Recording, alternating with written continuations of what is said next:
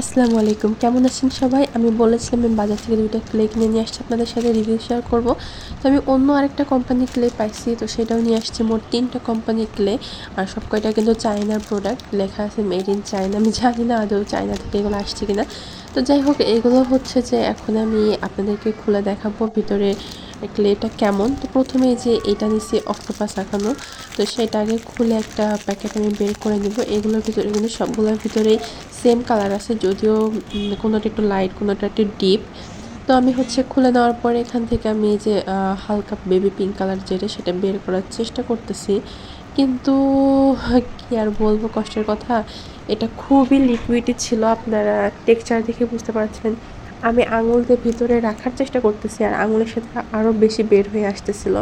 যাই হোক, কোনো রকমের ভিতরে রেখে আমি এটাকে একসাথে মাখানোর চেষ্টা করছিলাম, কিন্তু কোনোভাবে এটা মাখছিল না। আমার হাতে আরও বেশি লেগে যাচ্ছিল। খুবই আঠালো, চ্যাটচ্যাটে টাইপের। মূলত ক্লেগুলো দেখি যে আমরা একটু শক্ত টাইপের, কিন্তু এটা খুবই বাজে অবস্থা। আপনারা আমার হাত দেখে বুঝতে পারছেন যে কী পরিমাণে বাজে অবস্থা। তো যাই হোক, আমি রেকমেন্ড করব যে এই কোম্পানির ক্লেটা কেনার থেকে সবাই একটু বিরত থাকবেন। যদিও এটা আমার কাছে 50 টাকা নিছিল, তো আমি বলবো যে এটা না কেনাই ভালো।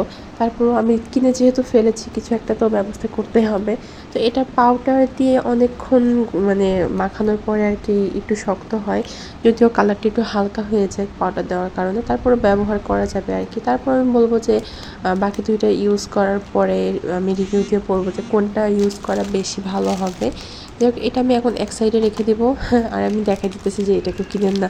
যাই হোক, এটা আমি এক সাইডে রেখে দিই। এখন আরেকটা আছে যেটা, সেটা এখন খুলবো। আমি যেটা নতুন কিনেছি সেটা সবার লাস্টে খুলবো, আর এই দুইটা যেহেতু আগে কিনছি আগে খুলে নেবো।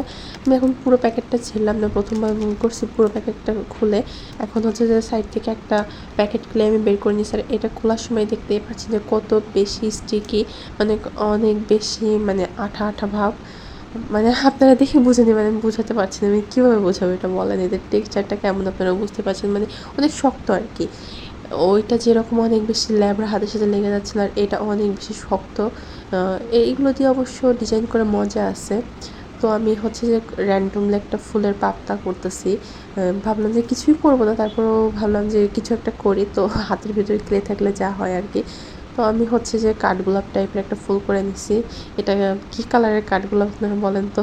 সাদা কালারেরটা বের করলে হয়তো ভালো বোঝা যেত। যাই হোক, এটা ইউজ করে আমার কাছে খারাপ লাগেনি, ভালোই লাগছে। তো এখন বাকি আরেকটা যেটা আছে, যেটা আজকে নতুন কিনছি, এটা হচ্ছে আমি এখন ইউজ করে দেবো।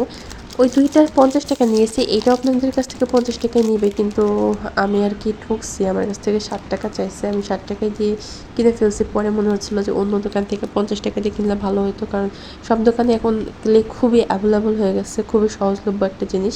তো এটা আমি বের করে এখন মাখিয়ে দেখতেছিলাম যে এটার টেক্সচারটা কেমন।